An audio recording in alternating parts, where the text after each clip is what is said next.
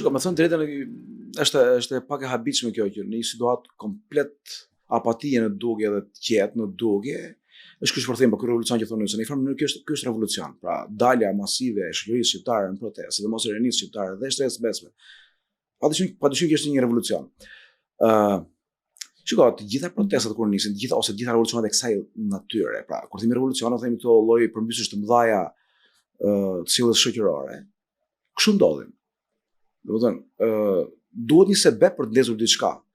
Por situata është aty, gjendja është aty, presioni mbi njerëzit, akumulimi i inatit, zemërisë, të gjitha tjerat janë aty. Shiko, teorikisht nga pikpamje teorike, njerëzit reagojnë kur ndjehen poshtruar, njerëzit reagojnë kur preken dinjitet, njerëzit reagojnë kur ndjehen të anashkaluar, të fyer, të përbuzur. Njerëzit nuk reagojnë kur nuk kanë bukë, kur nuk kanë ujë, kur nuk kanë, ku diun të hanë të pinë. Jo, nuk është kjo. Ato janë sebebe. Kjo është e studiuar teorikisht. Edhe mendoj që shoqëria shqiptare është ndjerë e fyer, e përbuzur, e nëpërkëmbur, e përçmuar prej vitesh me radhë dhe kjo ka zënë shtresa njëra tjetrën, si më thënë.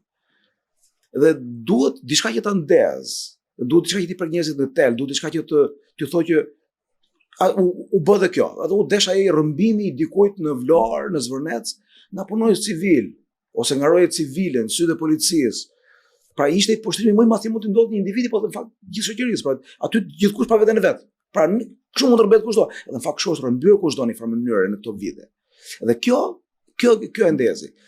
Shikoj, një nga gjërat e mëdha të para në historinë e botës, ku është parë kjo shenjë, është një protestë e madhe e studentëve krishterë në Paris në vitin 1200. Kishte një akumulim atje të një lloj dhune që ushtronte mbreti i Francës ose një lloj kontrolli të ndotë ushtronte mbreti i Francës mbi kishën, mbi priftërinjt, mbi studentët dhe me radhë, dhe u desh një sherr në tavernë që nisi një protestë e gjatë, një vjeçare, 2 vjeçare dhe përmbysi gjithë sjelljen e mbretit ndaj kishës. Pra ose protesta që ndodhi në dhjetor apo në vjesht në tetor të 1990-s, nisi gjëja për batanie dhe për drita për ujë. Në fakt, si ishte pra, edhe ajo shumë nisi në situatë nuk reagon dot njëri. Gjithmonë kështu ndodh, edhe në botë, edhe në revolucionin e Karafila në Portugali, edhe revolucionin e Kadifetit në Çeki, edhe revolucionin e Portokollit në Ukrainë, pra ndodh gjithmonë në një moment ku duket sikur nuk lëviz gjë, por në fakt ka shumë akumulim, ka shumë frustrim, shoqëria ndjehet e dhunuar, e rrahur, e poshtruar. Tok fjalë si, ky është shoqëria ndjehet e poshtruar. Në Rumani për shembull ç'a ndodhi? Thirrë takim të madh Ceausescu, doli në balkon, e kishte thirrë ai. Dhe paqë njerëzit po e përqeshtin, njerëzit po e ndërpristin, po bënin zhurmë dhe ajo trodit. Pra ai nuk e besonte asaj vetë që shoqëria kishte akumuluar shumë kur atij. Kështu që në këtë kuptim, kështu është edhe këtë që po ndodh, pra shoqëria shqiptare ndjehet e poshtruar prej vitesh të tëra, shiko. Nuk është gjë e lehtë të kesh në krye të vendit tënd njerëz që kanë nga 30 vjet, nga 40 vjet politik, që drejtojnë në këtë vend. Domthonë është realisht poshtrim. Edhe ky poshtrim nuk ka ardhur se këta janë thjesht 40 vite. Pastaj janë me radhë. Drejtësia, mjerimi, papunësia, mungesa e perspektivës për të ardhmen. E di që nuk ka sot besoj një prind shqiptar që të mendojë që fëmia e tij do jetojë më mirë se prindit.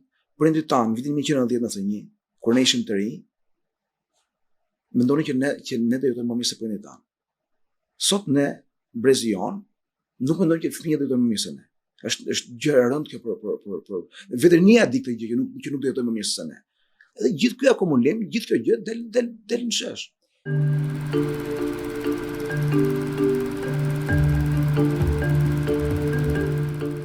Në personazhe politikë që rrinë gjatë në pushtet, si kryeministri jon, është shumë vështirë të ndash pastaj perceptimin që ai ka mbi realitetin, perceptimin që ai ka mbi veten dhe perceptimin që ka njerëzit mbi realitetin. Pra, çfarë është në vërtetë realiteti? Nuk e ndajnë dot më.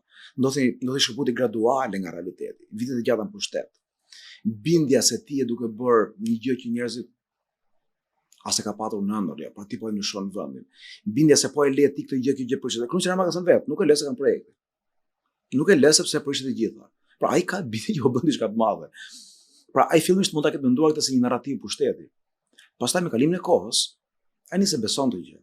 Është shumë realisht, politika është thënë gjithmonë që është diçka që ka të bëjë me menaxhimin e interesave, me llogari, me grupe që kanë ndikim shoqëri, me po themi gjetjen e mënyrës për të mbajtur në një lloj ekuilibri të gjithë faktorët dhe aktorët. Fakt politika ka një aspekt shumë personal, shumë psikologjik dhe këta ka studiuar një politolog shumë i madh, më të vëllai ndoshta, Harold Laswell, thotë që janë brenda edhe frikra, janë brenda edhe perceptime, janë brenda edhe emocione, janë brenda edhe, ku diun, dëshira të mëdha apo epshe emocionale të cilat e bëjnë politikën edhe irracionale. Edhe her pas here bota ka patur shumë dhe ka politikanë shumë irracional, të cilët e zhysin veten një lloj realiteti që nuk është ai objektivi, është një prodhuar nga këta. Kështu që unë besoj që kam filluar ta besoj seriozisht që kryeministri Rama beson që kjo është një komplot që i bëhet atij. Beson që kjo është diçka e shpjeguar nga iranianët, nga grekët, nga turqit, nga kinezët, nga brazilianët, nga amerikanët, ku diun të rusët, pse kur hyn të gjendje ti përpiqesh ta zhvendosësh problemin, përpiqesh ta shmangësh problemin. Nuk mendoj që je ti problemi, në fakt je ti problemi.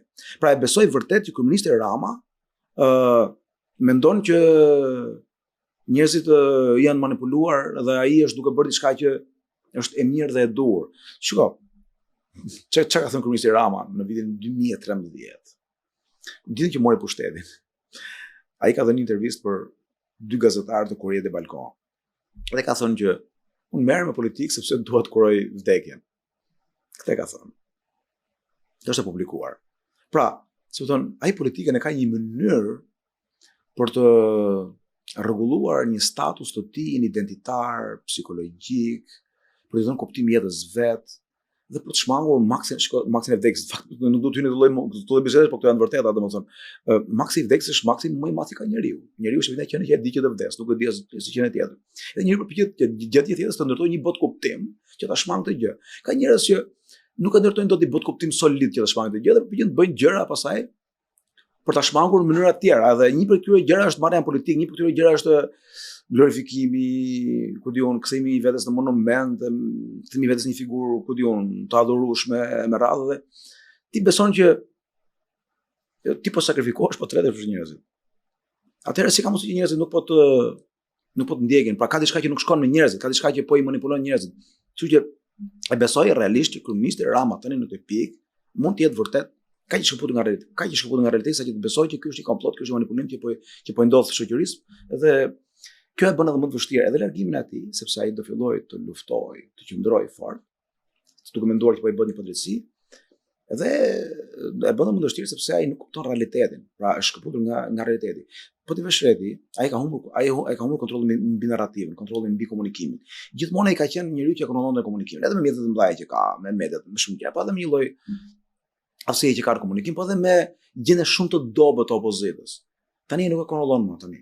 Tani nuk ka më përballë Partinë Demokratike të Sali Berisha, ka përballë popullin shqiptar, ka përballë rinë shqiptar, e cila është më sofistikuar, më elaboruar, më e re padyshim se sa ai. Ka një vokabular, ka një gjuhë, ka vetë vërtet me vete, dhe kështu që ai ka humbur të kontroll. Ai po lodhet shumë gjëra kap, nuk e kap dot.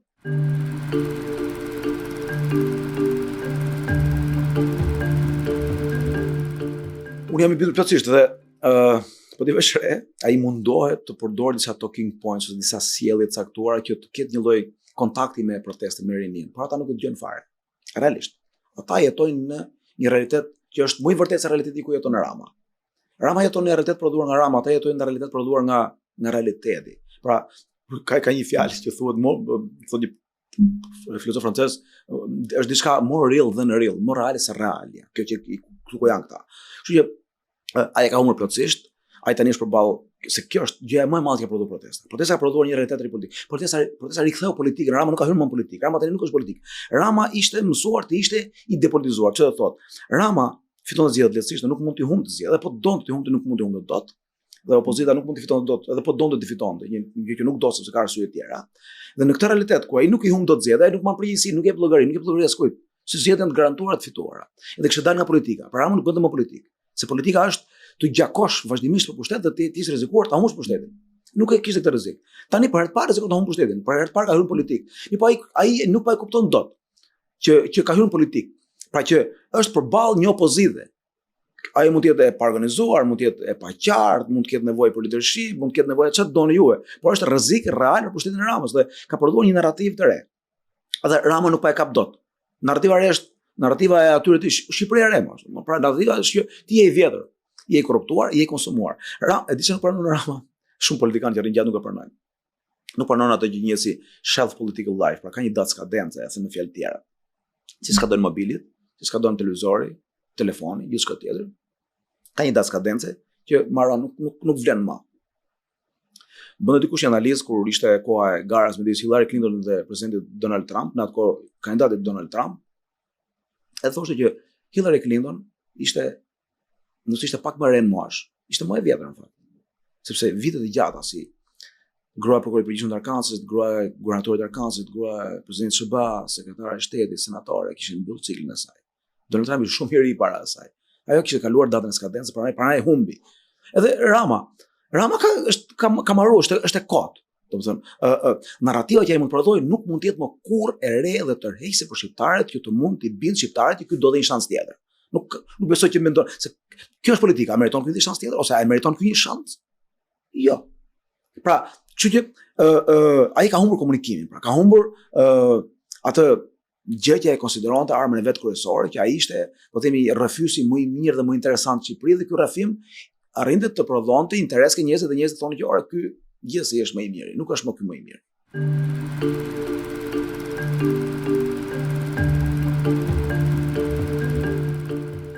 Sali Berisha ka treguar kufizime të jashtëzakonshme si politikan, kufizime dobësi të jashtëzakonshme si politikan. Ka vepruar në mënyrë totalisht jo politike ose antipolitike, kundër interesit vet personal, kundër interesit partizë politike, edhe kundër interesit të vendit. Dhe kjo e ka bërë atë për gjykimin e një politikan jashtëzakonisht të dobët. Në situatë të tillë kur njerëzit janë shesh, masivisht kundër qeverisë dhe kundër politikës shqiptare të gjithë këtyre viteve që ka qenë pak a shumë në të njëjtat ujëra. Ai do duhet të bëjmë shoqërinë. Që do të thotë, do duhet të thoshte, unë nuk jam më kryetari i Partisë Demokratike, unë jam një nga ju, e ta lindë Partinë Demokratike ose ta dirigjonte, të nxjiste një proces që Partia Demokratike të ishte në të njëjtën gjatësi valë ose në një frekuencë me protesta. Partia Demokratike nuk ai dakord thotë shkoni aty, thotë protestashin një madhështore. Po të gjithë e kuptojnë që ai e bën këtë gjë sepse mendon që llogaria e del më mirë po të bëj këtë gjë. Pra bën një llogari të vogël, nuk bën një llogari të madhe. Me këtë llogari të vogël nuk të fitoj dot asgjë, asnjëherë, as ai vetë personalisht dhe as Partia Demokratike sigurisht as Shqipëria. Pra, nuk e ka këtë fuqi. E ka dëshmuar, nuk është tani teorikisht gjithmonë ka kohë për të rregulluar diçka, por nuk besoj që do ta rregullojë, do. Ai ka një jetë politike të një njeriu këmbgulës, energjik, për cilën meriton të vlerësohet për shumë gjëra. Unë nuk hyj ke ata që themi ata hudhëm kosh jetën edhe politikën për rreth Sali Berishës.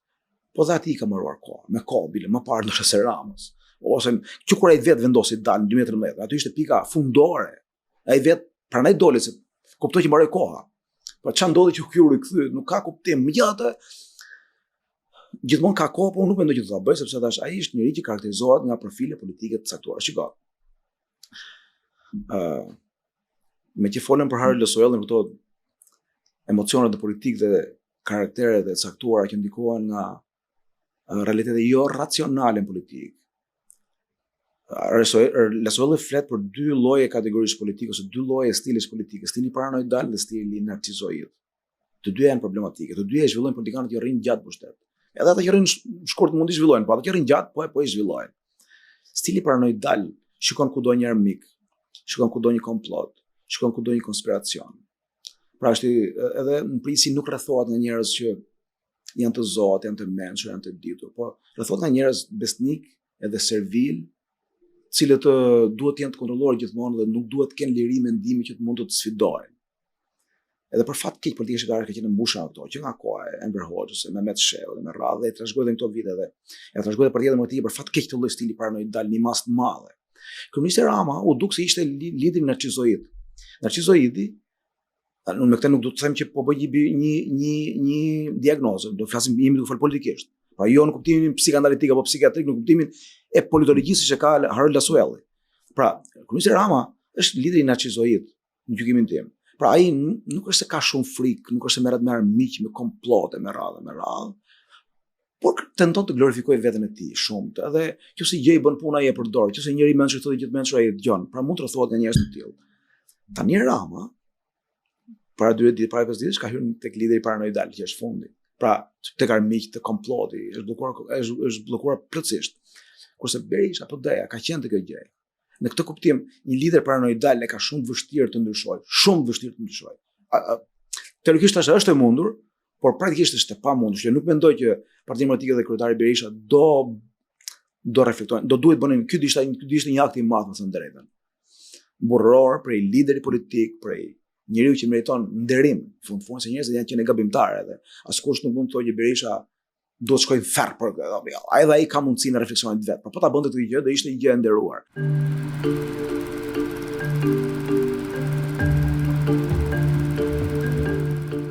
Turqia është drejtuar nga një regjim, një parti nga viti 1945 deri në vitin 1960, pra pa pluralizëm, nga Ataturku dhe më pas nga Ismet Inonu. Cilët edhe ka qenë të dhunshëm në një mënyrë për ta unifikuar Turqinë, një Turqi nacionaliste, sekulariste, ashtu duhej domethënë, por ka qenë të dhunshëm, edhe me kundërshtarët politik. Shumë të dhunshëm. Ama një mend caktuar Ismet Inonu, i cili mori detyrën masi Ataturku në rojet, ai liroi pluralizmin dhe humbi zgjedhjet. Edhe pranoi rezultatin edhe tha, suksesi i më i madh në jetë është kjo fiasko elektorale. Pra iku si njëri që themeloi pluralizmin.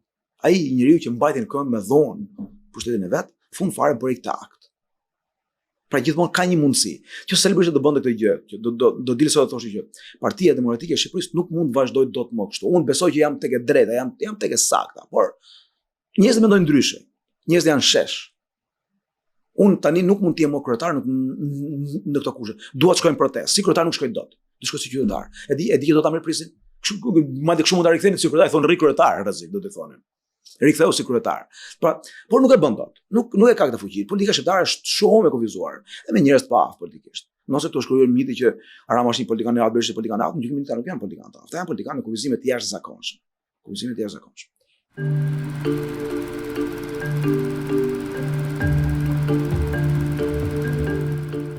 Shiko, këto janë gjëra të shëmtuara në jetën e një vendi, në sjelljen politike të një vendi.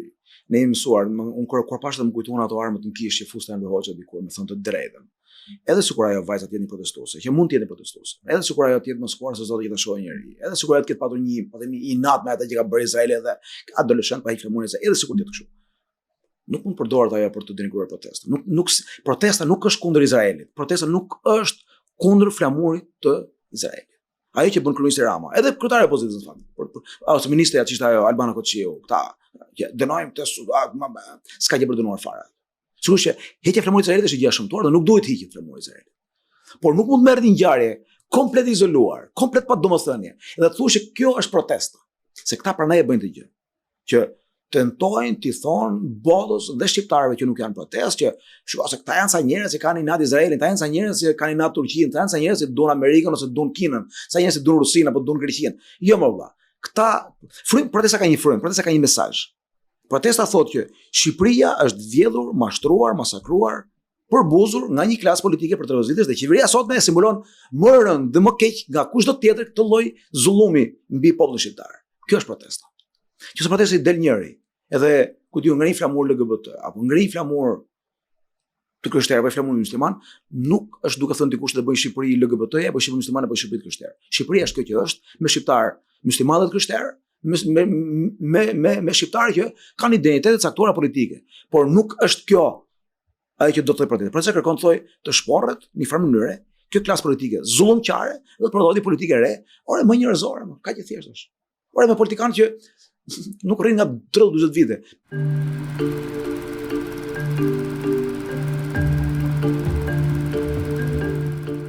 Po pse duhet të rrin nga 30-40 vite politikanë në pushtet një vend si Shqipëria, se që ose ti rri 30 vite në Norvegji, do thotë ai politikan shumë mirë sepse aty funksionon sistemi. Funksionon zgjedhje lira, funksionon gjykata, funksionon prokuroria, funksionon media lirë dhe ti po të rrish gjatë, do thotë ti je shumë i mirë që i reziston këtyre institucioneve të kontrollit. Kur ti rri gjatë një vend pa gjykata, pa prokurori, me korrupsion, me krim, me media të kontrolluara. Pse rri gjatë? Se përdor këto, pra përdor krimin, media të kontrolluara parat. Atëherë je shumë i keq. Kështu që në këtë kuptim, kështu e pash si një sjellje të shëmtuar politike të qeverisë, të opozitës dhe çdo aktori tjetër. Nuk do të përdor fjalë të rënda tani, çdo aktori tjetër po them, jo racional pa qenë, kaq pa elektu, për të denigruar protestën. Leqë ka gjasa që ta kenë sa ju vetë vare. Se unë me sa di unë nuk mund të hyj gardhin e një ambasade, të hyj njëri kota të një gocë e heqë flamurin, se do të ketë roje apo jo. Nëse s'ka roje, është problem atyre që duhet venerojë në radh parë. Se nuk do të ikë nga tema tempo, nuk mund të lidhë gjë pa roje. Ka një gjyq me sjet në Angli, një si gjyqtari, rasti i gjyqtarit Pyle. Hyri njëri në dyqan e vodhi gjë, ishte një njeriu uritur. S'kishte nuk pa shitës ai. E mori gjë, kapi dikush në rrugë dhe çoi gjyq. Edhe pronari i dyqanit akoma që vodhi, i tha gjyqtarit, Po pse s'kishte një dyqan, pse nuk orun dyqanin ti? Ti e di tha që për një njerëz të rritur sa është sprov dyqanin e bosh pa roje. Tash ti për një njerëz zemrum tash pse e leti atë gardhin pa roje. Me sa diun, jo ambasada e Izraelit që ruhet shumë. Po thotë ambasada ku di unë çka ka këtu e Hungarisë apo e Danimarkës është shumë e rujtme. Pra mund të jetë sajuar me qëllim se këta me këtë punë merren. I kanë futur armët në kish dikur në për xhamia ku din për të thënë që prifti është kriminal, hoxha është kriminal. Sepse donin me mbyll kishën, mbyll xhamin. Për dhe tani duan mbyll protestën e thonë këta është shëmtuar. Realisht. Edhe nuk duhet mirë që kryeministja e përdori. Mirë që ministra ç'është ajo, zënës kryeministja e përdori. Opozita tash këto budalliqe. Pra, për një civilizëm idiot që prodhoi një lajm anë që reagoi dhe Berisha që dali gazetë Izraeli, thonë Izraeli, Berisha që ka me ne. Pra, këta shkurt muhabeti. Pra ne janë politikanë që populli e marrin natë. Ja se bëjnë nga këto gjëra.